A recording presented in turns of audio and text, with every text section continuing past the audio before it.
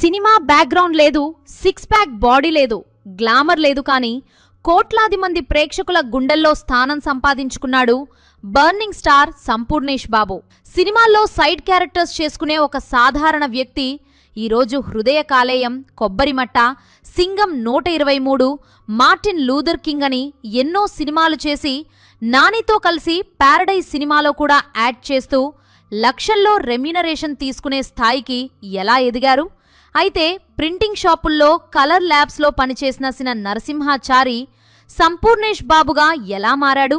Side characters చేసుకునేవాడిని హీరోని చేసింది ఎవరు? సంపూకి బిగ్ బాస్ రియాలిటీ షోతో జరిగిన వివాదం ఏంటి?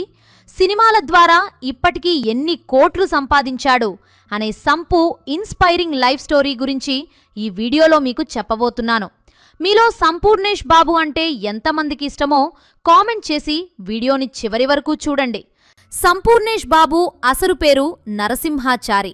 ఇతను 1972 ఏప్రిల్ 9న తెలంగాణలోని సిద్దిపేట జిల్లా మిట్టపల్లి గ్రామంలో ఒక సాధారణ విశ్వకర్మ కుటుంబంలో జన్మించాడు. ఆయన తండ్రి మహాదేవ్ సంపూ చిన్నతనంలోనే, అంటే ఆయనకు 12 ఏళ్లు ఉన్నప్పుడే మరణించారు. దీనితో ఆయన తల్లి కౌసల్య ఎన్నో కష్టాలను ఎదుర్కొని సంపూను ఆయన సోదరీమణులను పెంచి పెద్ద చేశారు. ఆర్థిక ఇబ్బందుల వల్ల సంపూత చదువును కొనసాగించడానికి తన సోదరీమణుల సంపాదనపై ఆధారపడాల్సి వచ్చింది. నటుడు కాకముందు సంపూర్ణేష్ బాబు తన సొంత ఊరిలో వంశపారంపర్యంగా వస్తున్న స్వర్ణకారుడి వృత్తిని చేసేవారు. కుల వృత్తిలో రాణిస్తూనే సినిమాలపై ఉన్న మక్కువతో ఆయన హైదరాబాద్కు వచ్చాడు. హైదరాబాద్ వచ్చిన కొత్తలో ఆయన ఒక ప్రింటింగ్ షాపులో, ఆ తర్వాత ప్రసాద్ కలర్ ల్యాబ్స్లో కూడా పనిచేశాడు. 2009లో కృష్ణవంశీ దర్శకత్వంలో వచ్చిన మహాత్మా సినిమాలో ఒక చిన్న పాత్ర ద్వారా సంపూ వెండితెరకు పరిచయమయ్యాడు. ఆ సినిమాలో ఆయన ఒక నిరసనకారుడి పాత్రలో కనిపిస్తాడు. ఆ తర్వాత కొన్ని టీవీ సీరియల్స్ మరియు చిన్న సినిమాల్లో నటించినా అతనికి ఆశించిన గుర్తింపు రాలేదు. అయితే దర్శకుడు సాయి రాజేష్ నీలం దృష్టిలో పడటం సంపూ జీవితాన్ని మలుపు తిప్పింది. వీళ్ళిద్దరి కలయికలో 2014లో వచ్చిన హృదయ కాలేయం సినిమా టీజర్ సోషల్ మీడియాలో ఒక విస్ఫోటనంలా మారింది. అందులో సంపూ చేసిన విన్యాసాలు, చెప్పిన డైలాగులు వైరల్ కావడంతో రాత్రికి రాత్రే సంపూ ఒక స్టార్ అయిపోయాడు. హృదయ కాలేయం సినిమాలో ఆయన సిద్ధు అనే దొంగ పాత్రను పోషించాడు.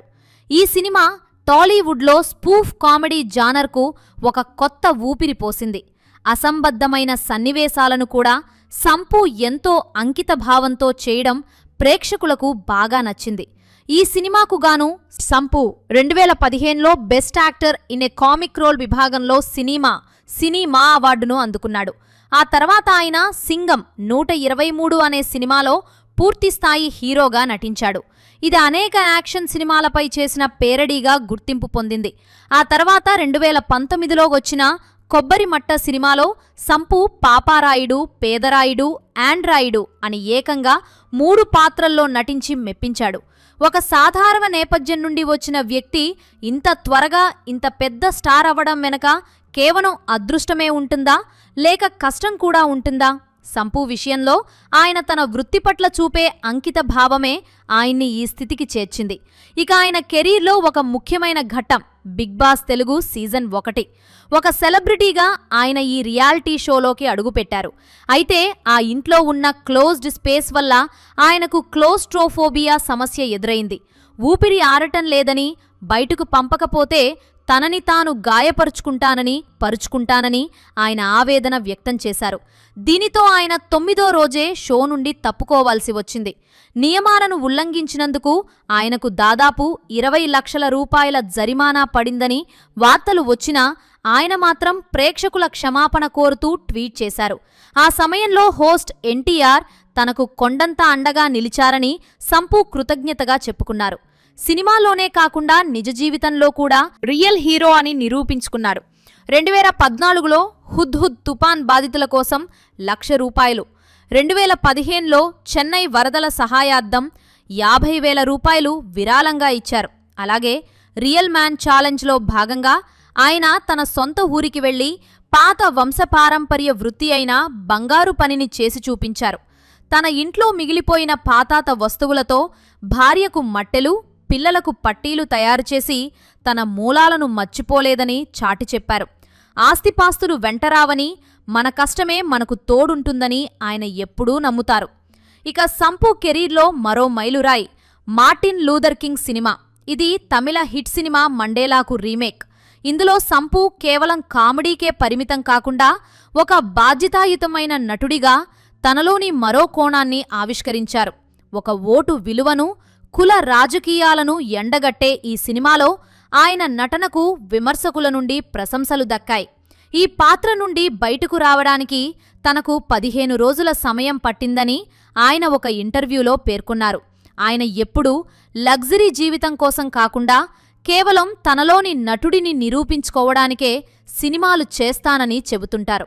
సంపు ఇటీవల నటించిన సినిమాల్లో సోదర ఒకటి.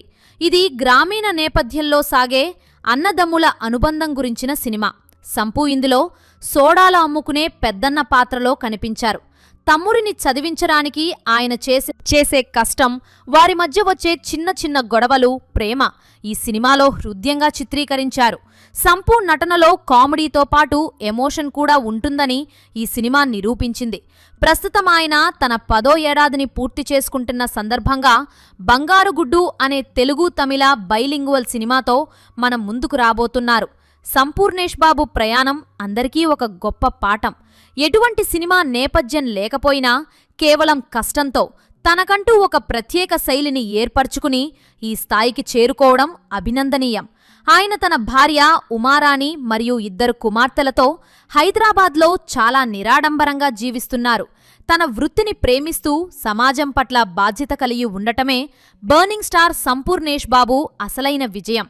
ఇక సంపు ఆస్తుల విషయానికి వస్తే సినిమాకు 20 నుండి 40 లక్షల వరకు రెమ్యూనరేషన్ తీసుకుంటూ సంపూర్ణేష్ తన సొంత ఊరిలో ఉండే ఆస్తులతో కలిపి 5 నుండి 6 కోట్ల రూపాయల ఆస్తులు ఉన్నట్టు సమాచారం. ముగింపుగా సంపూర్ణేష్ బాబు జీవితం మనకు ఒక విషయాన్ని స్పష్టం చేస్తోంది. మన మూలాలను గౌరవిస్తూ కష్టాన్ని నమ్ముకుంటే ఏ రంగంలోనైనా ఉన్నత శిఖరాలను అధిరోహించవచ్చు. సంపు తన అసాధారణ కామెడీతో మనల్ని నవ్విస్తూనే ఒక సామాన్యుడు కూడా అసామాన్యుడు అవ్వగలడని నిరూపించారు. మరి సంపూర్ణేష్ బాబు సినిమాల్లో మీకు బాగా నచ్చిన సినిమా ఏది? ఆయన పేరడీలు మీకు నచ్చుతాయా, లేక ఆయన చేసిన సీరియస్ సినిమాలు నచ్చుతాయా?